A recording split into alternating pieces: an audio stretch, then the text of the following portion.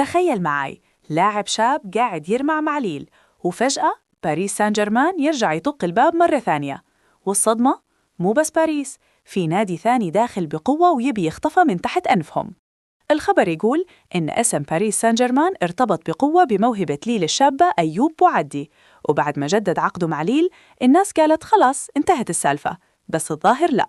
تقارير فرنسية ومنها الصحفي سانتي أونا تقول إن باريس قاعد يضغط من جديد عشان يجيبه بالصيف الجاي ضمن خطة الفريق لتجديد الدم بمواهب صغيرة ومشروع شباب المستقبل. باريس يبي بوعدي يكون حجر زاوية في مشروعهم الجديد، لاعب شاب موهبة محلية ولمساته في الدوري الفرنسي تخليك تقول هذا مو طبيعي. الفكرة كأنهم يبون يبنون فريق يشبه لعبة المستقبل بدل ما يعتمدون بس على نجوم جاهزين. بس في لخبطة وتصريح يقلب الطاولة.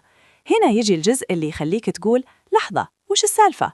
الإعلامي أوليفيه تالارون نقل معلومة عكسية، إن باريس ممكن مو داخل بالسباق بشكل مباشر حالياً. يعني هل هي مفاوضات بالظل ولا تكتيك تهدئة لين يضربون الضربة الأخيرة؟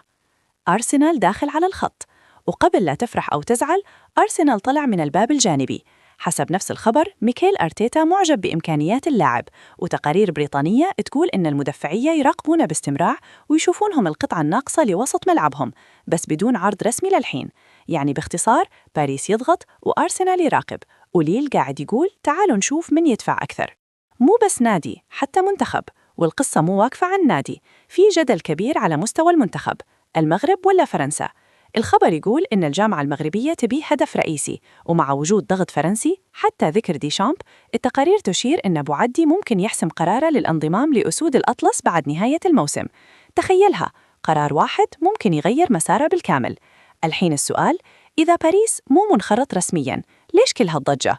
وهل أرسنال بيقلبها عرض رسمي فجأة ويخطف اللاعب في آخر لحظة؟ اكتبوا لي، تتوقعون بوعدي يروح باريس ولا لندن؟ وبالنسبة للمنتخب، مغرب ولا فرنسا؟ وبكرة إذا نزلت أي تطورات مجنونة على الصفقة بتكون عندنا أول بأول، فاشترك وخليك جاهز.